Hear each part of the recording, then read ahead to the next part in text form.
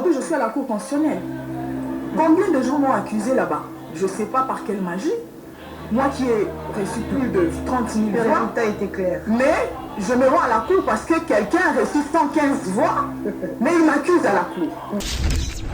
C'est la CENI. Soit c'est un autre avocat, il dit, mais écoutez, mais regardez cette dame, avec tout ce qu'elle a reçu comme voix, vous l'accusez pourquoi? Les gens me défendent. Jusqu'à ce que je me suis dit, ok, j'ai pas vraiment confiance à la Cour constitutionnelle, mais je vais quand même y aller, voir un peu ce qui se passe.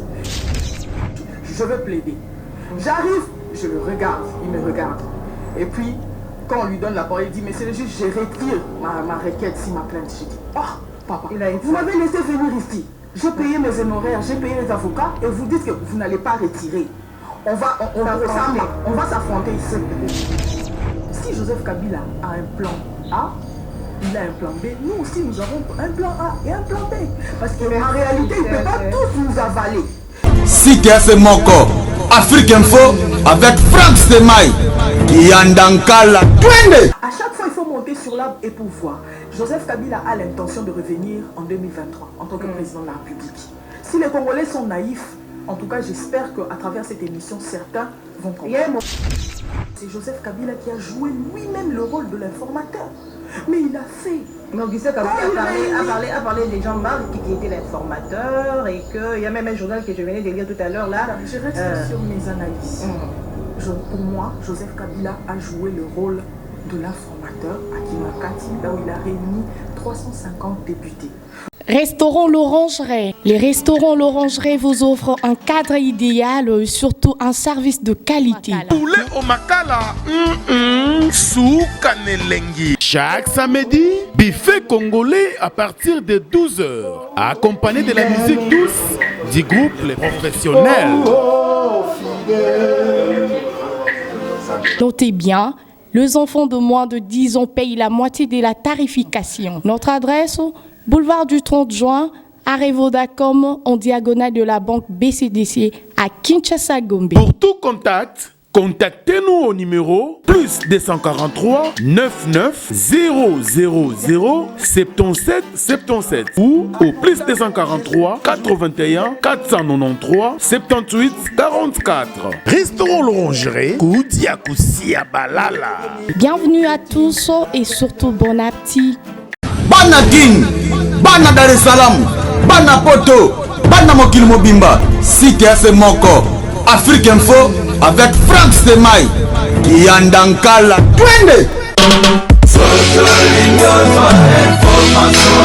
X-Bass, Marandura, Franck Semaï. Femme, la journée internationale de droit de la femme. C'est donc aujourd'hui, 8 mars 2019, thème retenu, bâtir intelligemment et innover pour le changement. C'est donc le thème retenu cette année pour la célébration de la journée internationale de la femme. Nous ne parlerons pas seulement de la femme au cours de ce magazine kiosque, nous parlerons également de la problématique de la nomination du Premier ministre. Voilà, ce sont là les deux sujets retenus pour ce kiosque de ce 8 mars 2019, consacré essentiellement à la journée internationale de la femme. La lecture de journaux. Congo Nouveau. Élection du 30 décembre et leurs dépenses, le Parlement appelé à contrôler la CENI. Toujours à sa une, les tri-hebdomadaires Congo Nouveau, d'écrire sondage Le Point, top 20 des femmes qui marquent en RDC. Et toujours à sa manchette, train de vie de l'institution en RDC, présidence 66 millions de dollars, primature 24 millions de dollars, tous les ministères 647 millions de dollars. L'agence presse associé APA, détitré ce matin, gouvernement, Jean-Marc Abound a joué le rôle de l'informateur, UDPS, partage du pouvoir entre pro-Kabila et pro-Tshisekedi en République démocratique du Congo, selon la radio allemande. Ce sont là les titres de l'APA. Instant News, c'est bi-hebdomadaire, titré ce matin, désignation d'informateur, Jean-Marc Abound l'homme orchestre. La désignation de Jean-Marc Kaboun s'est justifiée également par le fait que le chef de l'État ne voulait pas surcharger les trésors publics avec des dépenses exagérées. Le président du cash est Jean-Marc Kaboun, l'actuel président de l'UDPS. Rappelle Augustin Kabou écrit Instant News, Forum des As. Après avoir nommé le DIRCAB et les DIRCABA, Fachi complète son cabinet aux représentants du chef de l'État, Kitengeye Sou, DIRCABA en charge de l'économie, Guylaine Yembo, conseiller spécial Vide Chimanga, directrice de communication Lydie Omanga, directeur de presse Abraham Loakabwanga. Dans cette liste se retrouve aussi notre confrère Paul Diakessé, le pasteur Paul Diakessé, qui nous disons félicitations.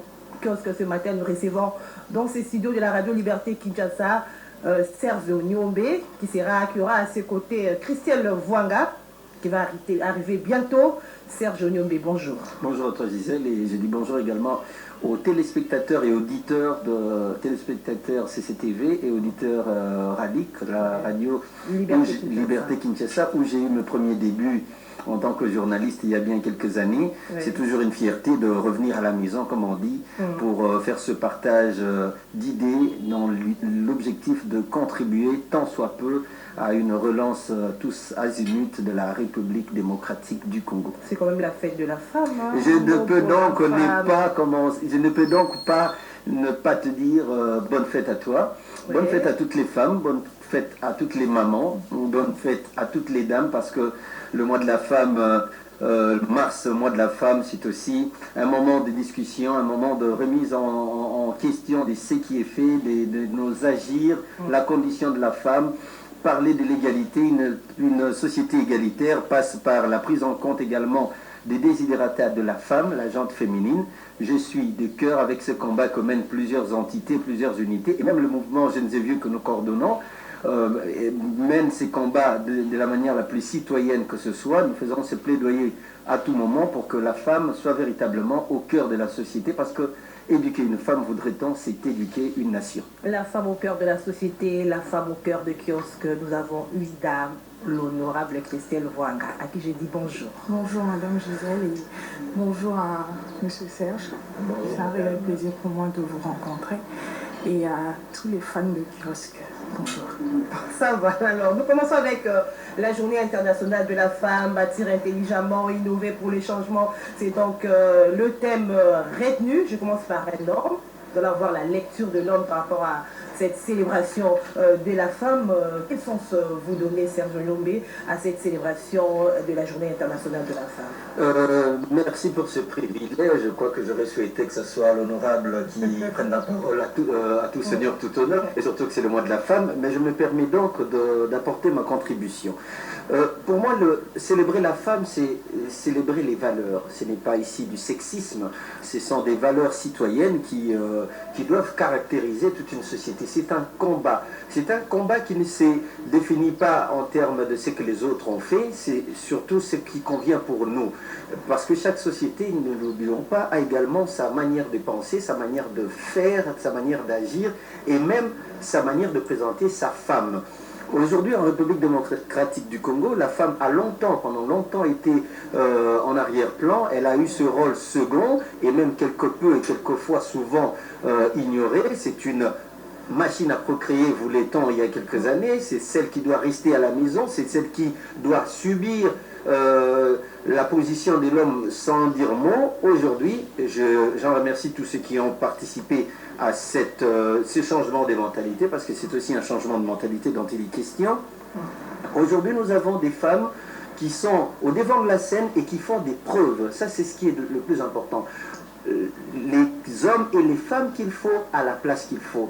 Donc, pour moi, célébrer la femme, c'est pérenniser un combat qui est d'une société égalitaire où la femme peut être l'exemple à suivre dans une société hétérogène, dans une société cosmopolite, dans une société où tout le monde peut faire ce que tout le monde fait.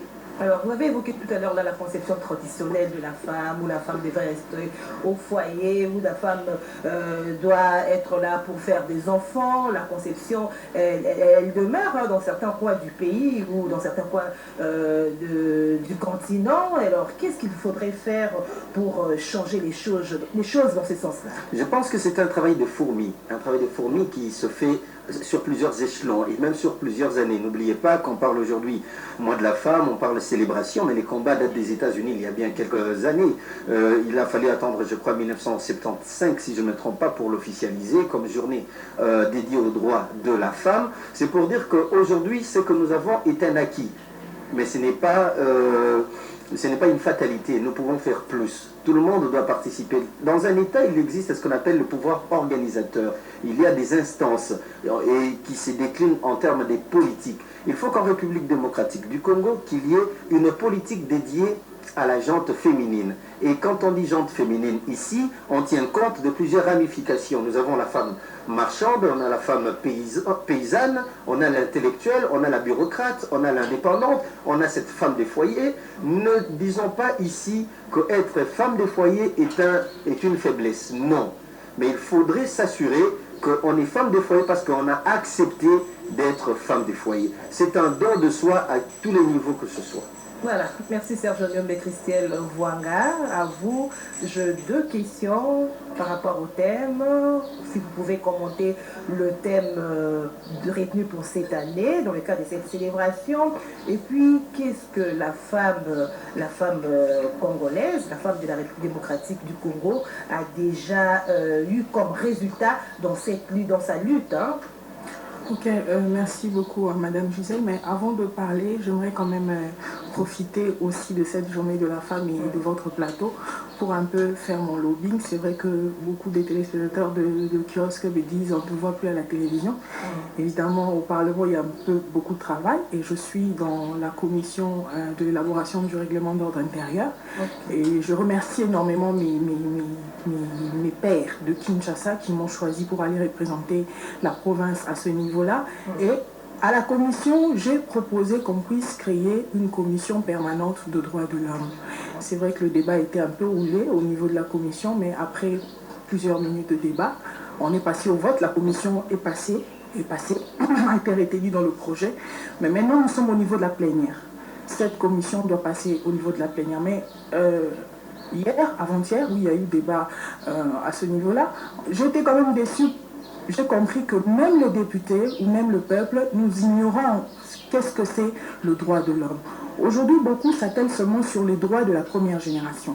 Mais il y a les droits de la deuxième génération et de la troisième génération. Les droits de la première génération, ce sont les droits inhérents à la vie, c'est-à-dire droit à l'éducation, droit à la sécurité, à la liberté, etc. Les droits de la deuxième génération, c'est le droit économique. On a droit à la grève, on a droit aux syndicats, etc. Le droit de la troisième génération, ce sont des droits dits des solidarités, de l'environnement, l'eau et l'électricité. Mais curieusement, j'ai vu des collègues qui vont monter pour dire non, qu'on enlève le droit de l'homme, qu'on crée une commission permanente de l'éducation, alors que l'éducation fait partie du droit de l'homme. Non, qu'on enlève le droit de l'homme, mais qu'on crée eau et électricité. Mais eau et électricité font partie de la troisième génération de droits de l'homme.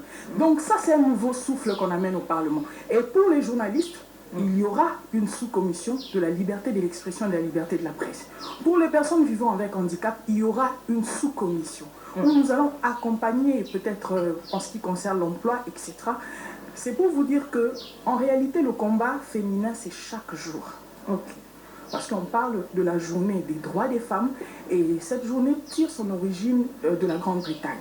C'était un certain 8 mars où les femmes qu'on appelait les suffragettes, ces femmes travaillaient dans les usines de blanchisserie, je crois. Alors, elles travaillaient de la même façon que les hommes, mais les avantages n'étaient pas les mêmes. Alors, ces femmes ont commencé à s'organiser en groupe. Elles disent non, mais nous travaillons peut-être même plus. Mais pourquoi, quand il s'agit des pays, on nous paye 3 fois moins, on doit commencer à revendiquer. Elles ont commencé à s'organiser, à revendiquer, le mouvement a pris de l'ampleur. Et je vais même vous dire que pour que cette journée soit adoptée, il y a eu une femme qui s'est donné la mort. Parce qu'elle voulait attirer l'attention de la reine. Alors elle est passée devant, il y avait des chevaux qui l'ont percutée et cette femme est décédée. C'est le 8 mars que cette femme est décédée. C'est comme ça que les Nations Unies ont voulu prendre cette date-là pour célébrer les droits des femmes. Nous sommes quand même dans un pays où il faut se dire qu'il y a beaucoup en termes de droits des femmes. La femme est sécurisée au Congo. Mais le problème, c'est de notre côté. Je vais vous donner un exemple. Madame Lukiana initie la commission permanente genre et famille, femmes et famille, au niveau du Parlement. Oui. Au débat, il y a les hommes qui montent pour débouter cette commission, pour dire que ce n'était pas important, c'était budgétivore. Mais dans la salle, il y a les femmes députées qui étaient assises, elles ne disaient rien. Elles sont minoritaires. Même si on est minoritaire, on peut parler. Quand 10 hommes parlent, mais quand 3 femmes parlent, ça passe. C'est votre question. Quand est-ce qu'on va arrêter de décider pour nous? Moi, le comble est que, comme je fais partie de la commission, je ne peux pas participer au débat, à la plénière. Mais je disais, je regardais les autres femmes, mais allez au moins parler. Comment est-ce qu'un homme va vous dire que ce n'est pas important qu'on ait une commission des femmes? Et vous, vous restez en train de regarder. Là, c'est quoi la peur? Exactement. Voilà. Hier, j'étais au lycée Saint-Germain où j'ai parlé avec les filles. C'est toujours comme ça avec les femmes. Elles ont toujours peur. Je ne sais pas. Pourquoi elles ont cette habitude de rester toujours au second plan? Moi, je suis féministe, je le revendique. Parce que je n'ai même pas besoin de dire que je suis une femme pour que ça se remarque. Et aujourd'hui, toute femme est une candidate potentielle aux violences, que ce soit sexuelle ou d'autres formes. Donc quand nous nous organisons pour dire que nous luttons, ce n'est pas parce que peut-être personnellement nous avons été touchés, mais parce que nous pensons qu'en tant que femmes, il y a des réalités. Hier, je disais aux filles, nous avons des valeurs innées et des valeurs ajoutées. Les valeurs innées, c'est ce que Dieu nous a donné. La maternité, la tendresse, je ne sais pas quoi, la beauté, etc. L'intuition, ça c'est la femme. Mais dans ce monde-ci, si tu veux réussir, il faut avoir au-delà des valeurs innées, les valeurs ajoutées. Et c'est quoi ces valeurs ajoutées? Le courage dont vous parlez. La plus belle des qualités d'ailleurs. Parce que vous pouvez être tout ce que vous êtes. Si vous n'avez pas le courage d'aller de l'avant, moi, il y a des gens qui n'arrêtaient pas de me dire, mais madame, attendez d'abord, pourquoi vous voulez postuler maintenant? Attendez, vous êtes encore jeune. Mais vous avez le courage. J'ai eu ce courage-là, j'ai dit, je me lance. Mais vous êtes courageuse, hein, Christelle. Et c'est ça le comble. La participation de la femme dans les instances de prise de position, la participation de la femme dans la politique, c'est cette question. S'il faut faire un état de lieu, il y a quand même 10% de femmes au Parlement. C'est-à-dire la question que vous venez de soulever. Dans le gouvernement Tchibalassi, de 59 ministres, il n'y a que 7 femmes. Et puis dans la Cour constitutionnelle, 0% de femmes. On n'a jamais eu une femme Premier ministre.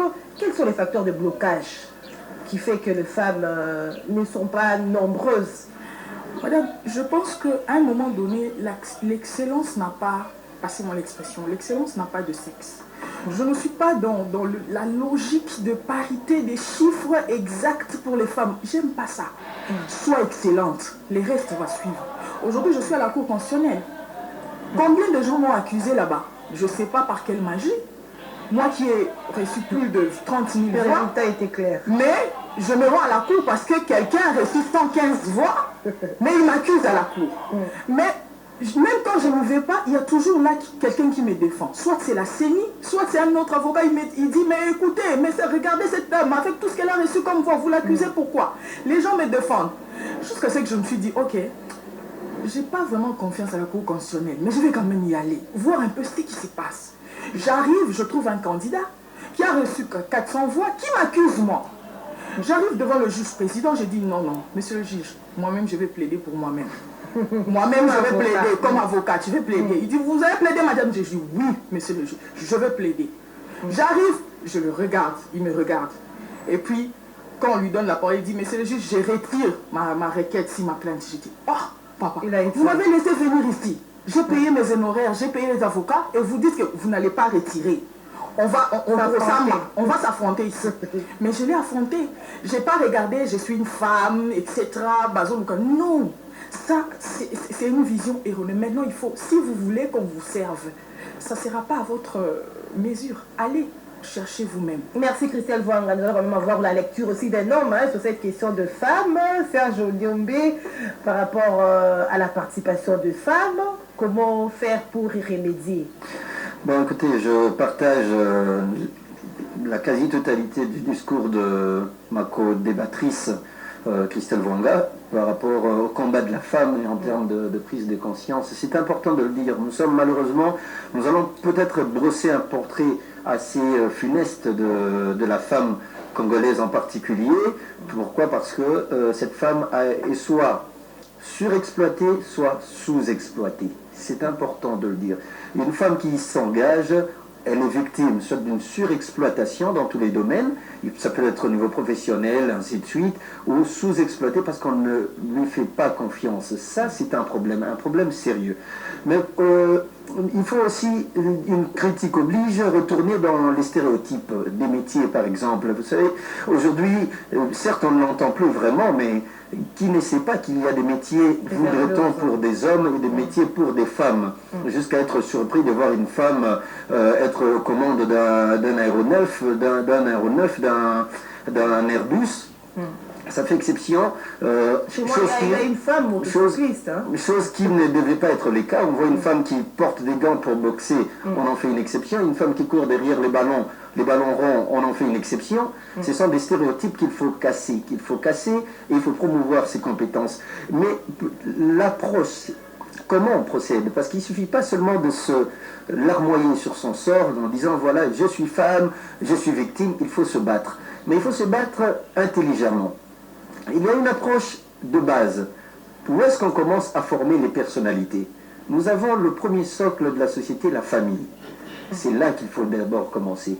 Arriver à avoir des enfants égalitaires, c'est d'abord le premier principe. Les challenger tous en leur disant vous êtes tous égaux, comme le garantit la Constitution d'ailleurs. Tout homme est égaux en droit et en liberté. Même à la maison, une enfant qui naît, un garçon qui naît, ce sont des enfants. Il faut que les parents que nous sommes puissions déjà sortir de ces carcans. Je ne veux que Mwana Mobali, parce que Mwana Mobali n'est à succéder véritablement à Tata Waye, où la fille, elle partirait pour se marier, donc elle n'est pas vraiment pour pérenniser mon nom. C'est ces clichés qui sont à la base dès l'entame de la vie d'une crispation, il faut le dire, peut-être psychologique, qui ne dit pas son nom, qui ne s'affiche pas au premier moment, pour lequel on a l'impression qu'il n'existe pas, mais il est là, il est latent, et il va faire son chemin. Il fait son chemin jusqu'à l'école. On arrive à l'école, l'enfant, la fille, est toujours mis de côté quand il faut faire des épreuves gymnastiques. On a un cours ici, ainsi de suite. Les sections sont adaptées. La couture, c'est pour les femmes. La biochimie, c'est l'histoire des femmes. Les autres métiers, c'est dédié aux femmes. Les hommes, mécano, aller au garage. Les hommes, c'est maths physique. Les femmes, c'est les latins. C'est là qu'il faut construire la société. Et par la suite, il faut un contexte. Je suis bien content de savoir que déjà dans son élan, c'est sa première expérience en tant que représentant du peuple. Je suis déjà très content de savoir qu'il y a des projets qui vont dans le sens de rétablir l'ordre. Parce que c'est un ordre qui a été bouleversé qu'il faut rétablir. Il faut que le pouvoir en place mette en place, excusez-moi cette répétition charmante, que le pouvoir mette en place les conditions pour garantir les droits et l'accès aux différents secteurs de la vie nationale où la femme en tant que citoyenne doit participer activement. Et là, c'est le rôle du Parlement qui vote les lois et qui veille à ce que le gouvernement, l'exécutif, puisse veiller à son exécution. Alors la grande question, c'est comment bâtir le leadership politique de la femme en République démocratique du Congo, avoir plusieurs femmes, Eve Bazaïba, plusieurs Christelle Voanga en République démocratique du Congo. Mais par rapport à cette question, est-ce que les femmes n'ont-elles pas aussi peur d'aller en politique, Serge Onyombe, parce que on dit que dans la politique, il y a trop de coups bas, il y a trop de corruption, et les femmes qui sont des gardiennes des valeurs ont peur d'affronter la politique? Bon, écoutez, ne divinisons pas la femme. Oui. La femme n'est pas une déesse. La femme est un être fait de chair et de sang qui a des points forts et qui a des points faibles, autant que l'homme. Il est ici question d'essayer dans une certaine mesure d'équilibrer les choses. Mais moi, je n'entrerai pas dans un débat numérique en termes de ici il y a 10, il y a 20. C'est vrai qu'il y a besoin d'un certain équilibre lorsqu'on parle de nombre de personnes qui accèdent à X métiers, femmes et hommes, mais il est aussi important de se demander pourquoi on y va. Donc la qualité doit l'emporter sur le nombre en premier, et par la suite, l'exemple que la qualité donne influera sur le nombre de personnes. Je suis dans un exemple simple. Nous avons aujourd'hui Christelle Voanga qui accède à un métier. Nous avons plus loin une aînée en la personne de Chantal Kanimbo qui, à l'époque, journaliste exerçant, a inspiré pas mal de journalistes. Vous êtes là aujourd'hui devant moi parce que vous avez eu un modèle, mais il n'y avait pas 10 femmes qui faisaient comme elle. Elle était un modèle. Il y avait que les OZRT. Hein. Il y avait les OZRT à l'époque, mais ce n'était pas... Oui, mais ce n'était pas interdit d'avoir plusieurs femmes présentatrices. Mais au moins, il y a eu ce courage qu'on a salué tout à l'heure, mais il y a eu une qualité, une compétence qui est montée en exergue et qui a fait ses preuves. Aujourd'hui, je pense qu'il faut aussi miser sur ça. Nous voulons certes avoir une société égalitaire, nous voulons avoir des femmes, nous voulons voir les femmes à la manœuvre, mais il faut avoir les compétences, les bonnes personnes à la place qu'il faut. Et ça, c'est déjà un premier combat qui se gagne en tant que citoyen. Les bonnes personnes à la place qu'il faut.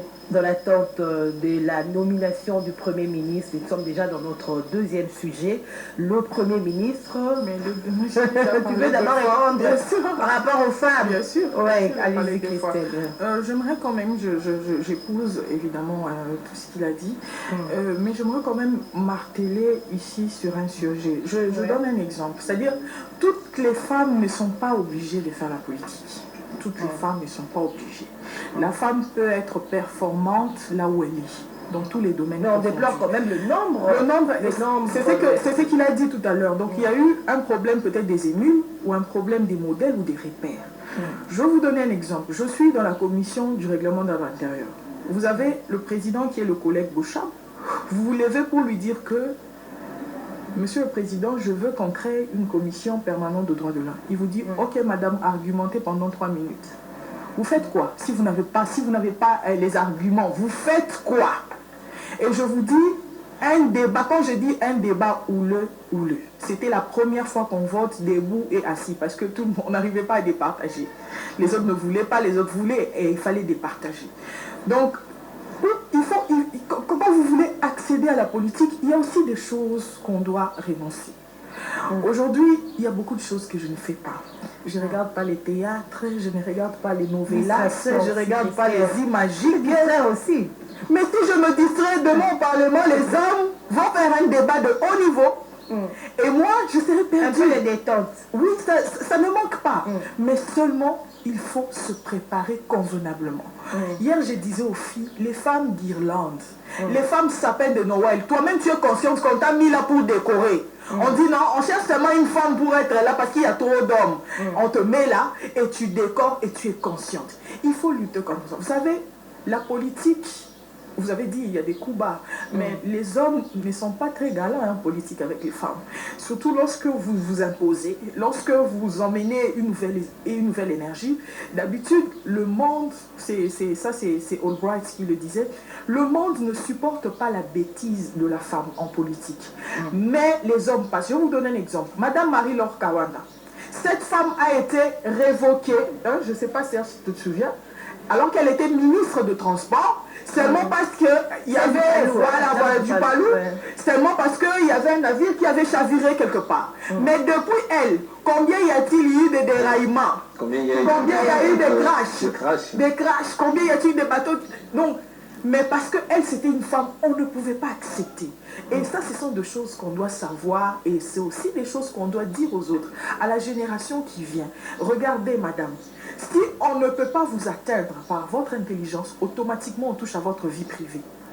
On vous insulte à tout bout de champ. Et si on n'a pas les nerfs solides, vous lâchez. Et ça aussi, c'est une autre question parce que la femme, normalement, elle est émotive. Elle réagit. Même moi, je vous dis, j'ai fait beaucoup de fautes. D'ailleurs, dernièrement, Joël Cadet qui me disait, Christelle, je t'interdis de te disputer parce qu'il y a des fois, quelqu'un, il t'emmène jusqu'au bout. Il faut avoir un grand cœur. Il faut avoir un grand cœur parce qu'on te dit, moi, la plus grande difficulté que j'avais pendant la campagne, pour ceux qui me connaissaient dans le kiosque, c'était bien. Mais pour les autres, ils regardaient mon affiche, je dis, jeune fille dans le Parlement, vous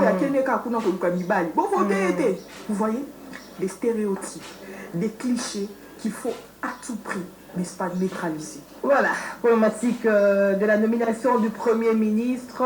Je reste avec vous, Christelle Vwanga, alors que Fachi avait promis de nommer un informateur. Nous avons suivi le communiqué conjoint Cash FCC, signé par Néhémie et Jean-Marc Kabound, qui demande à Fachi de nommer un formateur. Il reconnaît, Cash reconnaît, reconnaît que le FCC détient la majorité au Parlement. Christelle, quel est votre point de vue par rapport à cette prise de position?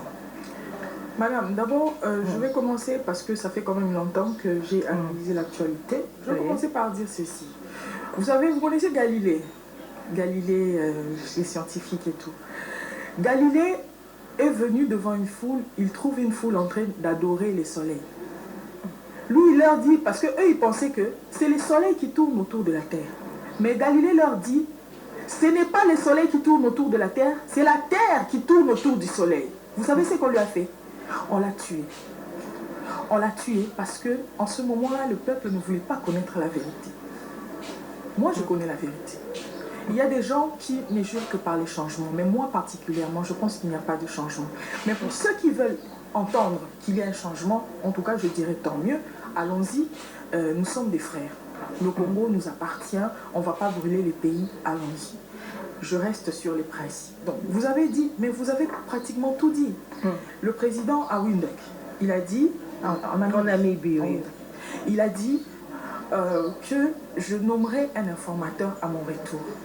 Mais il ne faut pas, on n'a pas besoin d'avoir fait master à l'UNIKIN pour comprendre que c'est Joseph Kabila qui a joué lui-même le rôle de l'informateur. Mais il a fait. Donc, Joseph Kabila a parlé de Jean-Marc qui était l'informateur et qu'il y a même un journal que je venais de lire tout à l'heure là. Madame, je reste sur mes analyses. Pour moi, Joseph Kabila a joué le rôle de l'informateur à Kinakati, là où il a réuni 350 députés pour dire en effet, voici la majorité parlementaire. Donc, si il devrait y avoir nomination de l'informateur, j'aurais voulu que ça soit avant l'étape de Kinakati. Mais après, à mon avis, ça ne servait plus à rien. Mais qu'à cela ne tienne, madame, je me posais la question hier, je me dis, quand Dieu nous fabriquait, est-ce qu'il avait utilisé une matière particulière? Comment est-ce qu'un individu peut blaguer, peut nous prendre tous en otage? Est-ce que vous vous rendez compte de ce que Joseph Kabila est en train de faire? Aujourd'hui, Maître Kilolo parle de 400 députés qui vont faire une coalition. Mais on vient d'assassiner la démocratie. Est-ce que lorsque nous battions campagne, si aujourd'hui nous rentrons dans nos bases pour leur dire que, en effet, aujourd'hui il y aura 400 députés, El Kabila qui va être jugé, je n'arrive même pas à comprendre moi-même. Mais c'est quoi le comble? Le comble est que nous sommes dans un régime semi-présidentiel où le Premier ministre gère la République. Mais puisque nous sommes en coalition, où l'UDPS, où Cash a la présidence, c'est quoi les dangers maintenant au Parlement? Vous avez vu les débats qu'on a fait. Là, ils ont que 50 députés. Cash. Mais on parle déjà de la coalition. Le peuple du fin fond, ma base à la Funa, ne sait pas faire le distinguo entre le Premier ministre et le président. Pour le peuple, c'est le président. Donc ça sera président Tshisekedi a réussi ou bien il a perdu. Donc on ne va pas expliquer à la population que non, c'était le Premier ministre, etc. Non. Maintenant, le danger, c'est quoi? Aujourd'hui, nous luttons pour que cette motion incidentielle soit rayée du règlement d'ordre intérieur. Pourquoi? Imaginez, allons seulement dans les analyses ou bien dans les projections. Joseph Kabila aujourd'hui, Premier ministre. Parce que il faut lire l'homme, il faut comprendre l'homme. Même si aujourd'hui, avec les sanctions qui venaient de tomber, parce que ça c'était un message, les gens n'ont pas compris, les sanctions qui venaient de tomber pour lui dire qu'il n'y a pas de président, il n'y a qu'un seul. Il voulait faire un pas pour devenir Premier ministre, mais il a un peu laissé.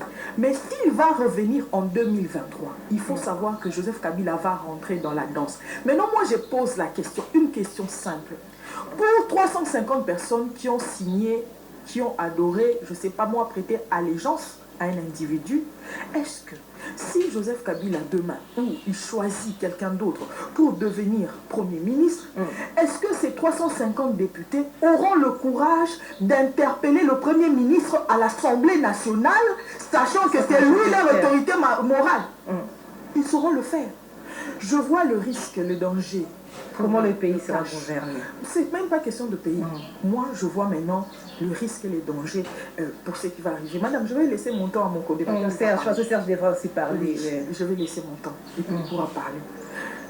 De coq à l'âne. Nous avons vu les 100 jours du président de la République. Une idée, elle est toujours merveilleuse. On ne peut pas critiquer une idée. Mais la matérialisation pose problème. Moi, personnellement, je ne vois pas l'importance des 100 jours d'un président de la République au Congo.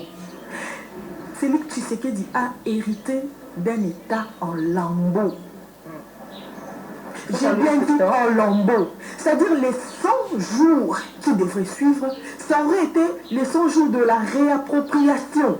C'est-à-dire qu'il trouve son terrain. Parce que dans les pays où on accorde les 100 jours au président de la République, ce sont des pays où les institutions gèrent une nation et non les individus. Donc comme il a trouvé une république qui n'a pas d'institution, je me demande par quelle magie les mêmes personnes qui ont géré pendant 15 ans avec la gabégie totale, qui sont encore là, par quelle formule magique ces personnes vont changer pour mieux gérer l'État? Moi, je ne peux pas être pessimiste. Hein? En ce qui concerne le Congo, moi, je souhaite les bonnes chances ou les bons courages total au président Félix Tshisekedi, parce que j'ai besoin que ma base à la FUNA puisse trouver du travail. J'ai besoin qu'on puisse construire Elenguesa pour ma base, pour le désenclavement de ma Mais case. il y a des enjeux par-ci par-là, hein, par rapport aux routes, de routes. On a vu Kabila avec toutes sortes d'engins. Moi, j'ai étudié à Kasavubu. J'ai vu combien on a construit, on a réfectionné la route Sayo plusieurs fois. Mais le problème est que, est-ce que les mêmes causes ne produisent pas les mêmes effets? Est-ce que ces personnes qui vont encore construire, ces personnes ont changé? C'est ça la problématique. Mais nous restons pessimistes. Nous ne pouvons pas brûler les pays. Nous aimons les pays, mais seulement, moi je dis, en quelque sorte, si Joseph Kabila a un plan A, il a un plan B, nous aussi nous avons un plan A et un plan B. Parce qu'en réalité, il ne peut pas tous nous avaler. C'est-à-dire qu'il faut qu'on reste, nous aussi, pour les surveiller de loin pendant qu'il est avec notre Félix Tshisekedi. Parce que nous étions dans l'opposition, nous avons milité ensemble, nous avons beaucoup trop de souvenirs, mais on n'est pas à l'aise quand il est entre les mains des gens dont nous maîtrisons parfaitement les réalités. C'est la raison pour laquelle nous avons pris la chose. Ok, vous voulez diriger ensemble, mais nous restons pour faire une base arrière, au cas où elles vont se liguer contre notre président Félix Tshisekedi. Nous restons dans l'opposition. Dernière question à Christelle Vwanga. Vous rejoignez, par rapport à tout ce que vous venez de dire, vous rejoignez tous ceux qui disent que le vrai boss de la République, c'est Joseph Kabila. Non, peut-être pour dire boss, c'est un peu dur. Mais ce qui est réel, Joseph Kabila est là et il est présent. Et même ses collaborateurs ne se gênent pas d'en parler. Là où moi je pense que c'est irrespectueux. Regardez la lettre qu'on a vue, Joseph Kabila, non, est-ce que c'était important de voir cette lettre où est bien signifié que c'est lui qui va désigner? Mais nous le savons déjà, puisqu'ils sont la majorité. Nous le savons. Est-ce qu'il fallait en réalité les signifier? Mais moi je suis en train de vous dire, madame, Lionel Jospin disait qu'un politique, il monte tout le temps sur l'arbre. Vous ne pouvez pas analyser les choses ici et maintenant. À chaque fois, il faut monter sur l'arbre et pour voir. Joseph Kabila a l'intention de revenir en 2023 en tant que président de la République. Si les Congolais sont naïfs, en tout cas, j'espère qu'à travers cette émission, certains vont comprendre. Il y a un moment où on a quitté son nom comme Premier ministre. Hein. Il y avait des intentions, mais même tout autour de ses collaborateurs, ça se disait déjà, parce que eux là-bas, ils ne gèrent que par lui. Donc on disait que c'est lui qui devrait être le président, le Premier ministre, mais ça aurait été un Doumvira, comme les Romains le disent, à la tête du pays. Deux hommes qui dirigent. Mais nous voulons qu'ils puissent un peu s'éclipser. s'il le veut. Laisser l'autre fonctionner. Non, mais le fait déjà de dire laisser l'autre fonctionner, nous sommes en politique, on ne laisse personne, chacun trouve sa place. Voilà, je pense que le président Christelle, devrait s'imposer et donner ses limites et ses marques. Voilà, merci Christelle. Comme Christelle venait de dire, Serge Onyombe, le président Félix Tshisekedi avait promis à Wandouk en Namibie qu'il va désigner un informateur. Et puis la question, est-ce qu'il va suivre les recommandations de KHFTT, qui sont des structures bien sûr informelles, ou bien il va tenir sa parole donnée à Windhoek? Bon, écoutez, moi je prends la parole comme expert en communication, c'est une expertise que nous avons. C'est que le président de la République, monsieur Félix Antoine Tshisekedi, devrait éviter, ce sont des déclarations à l'emporte-pièce. Et j'espère que l'équipe de communication, qui sera animée par une grande amie à moi, Lydie Omanga et même Giscard Oussema, pourrait justement servir des garde-fous pour que nous n'ayons pas l'impression de revivre ce qu'on a toujours déploré, c'est-à-dire un président qui s'exprime pour ne rien dire.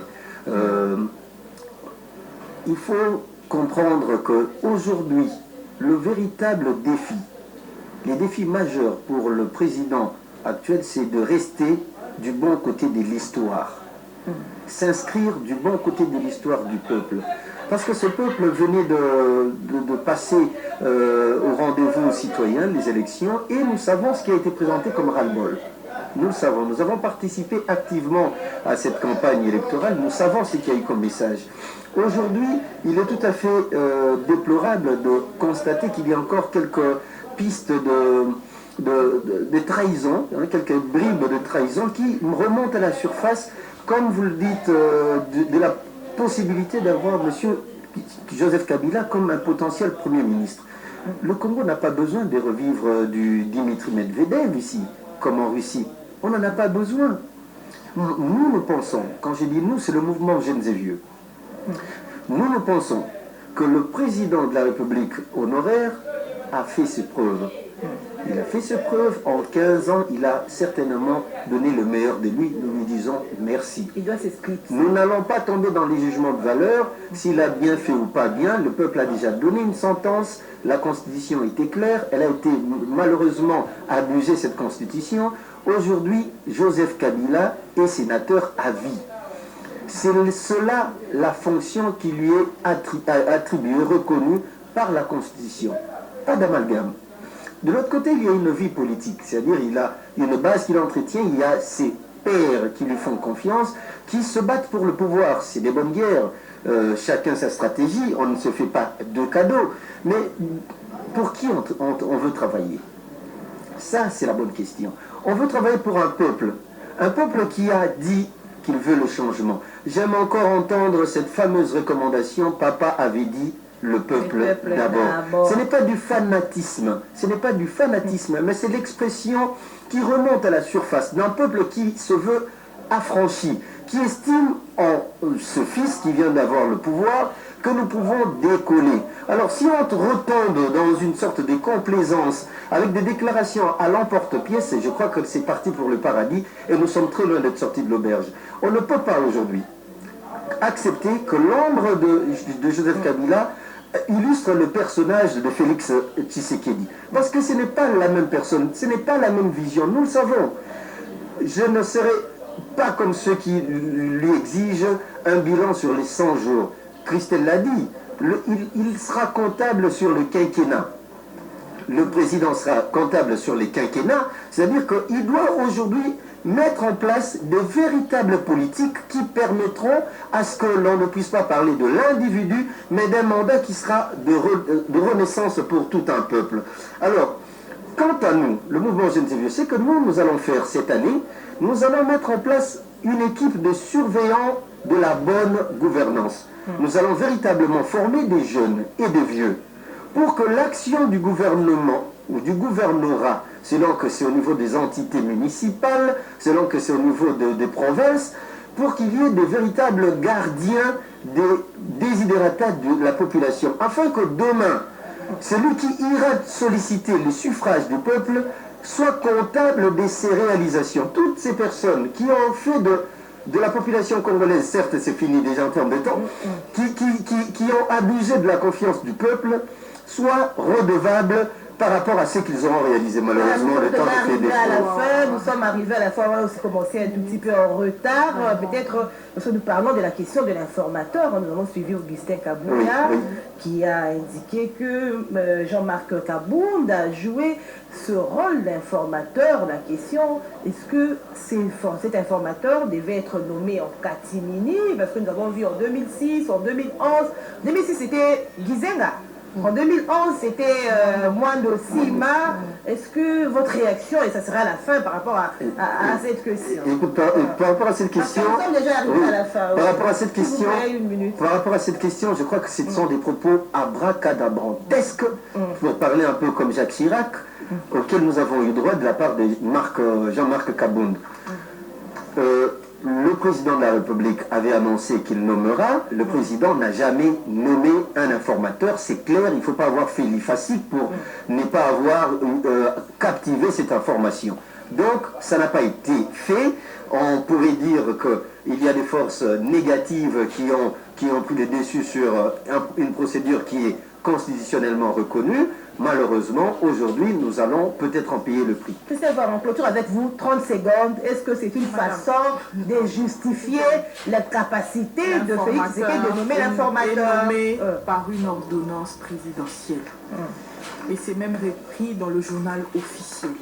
C'est lu à l'information. Nous tous, nous devrions entendre. Le souffle est sacré, madame. Gardons notre souffle pour parler des choses, des bonnes choses. J'aimerais utiliser les bribes des secondes qui me restent pour parler de nos frères à Goma. Tous ceux qui sont en train de vivre chaque jour est inhumain. Les gens quittent le Rwanda pour venir tuer et rentrer au Rwanda. Nous avons besoin de la paix. Le président de la République, Félix Tshisekedi, était là pendant la campagne électorale. Il avait promis la paix à ses peuples. Nous sommes à 30 morts depuis les débuts du mois de février. Et j'aimerais qu'aujourd'hui le président puisse s'adresser à ces peuples-là. Et j'aimerais finir par cette commission des droits de l'homme. J'aimerais dire je suis quand même, parce que tout le monde veut le changement, tout le monde dit qu'il y a le changement, mais en réalité, les gens ne veulent pas le changement. La raison avancée pour supprimer la commission, ils disent que, certains députés disent que c'est une perte d'argent, d'investir dans l'humain, dans le Congolais. Ça, c'est un sacrilège, parce que tout député, Serge est là, tout député qui a été devant une foule pendant sa campagne électorale a compris que le déficit premier en République démocratique du Congo, c'est l'humain. Nous avons raté le Congolais, l'humain qu'il faut reconstruire. Et s'il faut mettre tout l'argent de la République pour construire l'humain, on le fera. Et curieusement, quand il s'agit des questions de paix et tout, le Congo est riche, le Congo a beaucoup d'argent, mais quand il s'agit d'investir dans l'humain, je compte d'abord sur les députés membres de la commission, et les députés qui vont me suivre, nous avons de comptes à rendre à nos bases. Cette commission va nous aider à garder les liens et à gérer nous-mêmes les questions fondamentales de nos bases. Voilà, c'est la fin de kiosque. Bonne fête, chères dames. C'est le message du docteur Constant Kibonge. Juste pour féliciter Christelle Voindre et Serge Onyomé. Madame, monsieur, merci d'avoir suivi. Cela fait au revoir. Au revoir.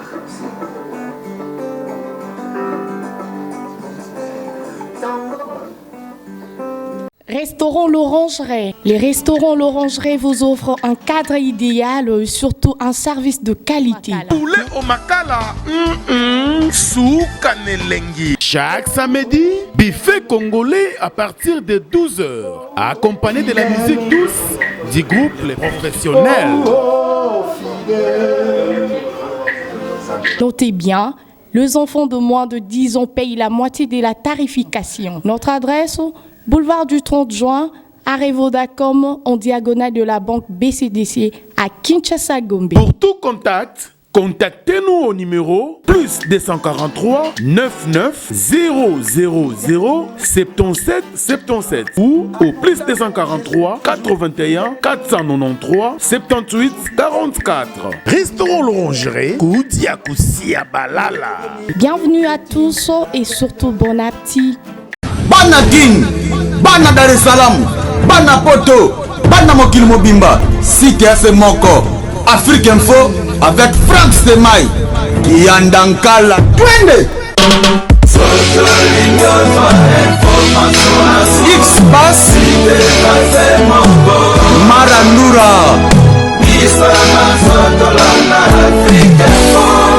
Frank Semai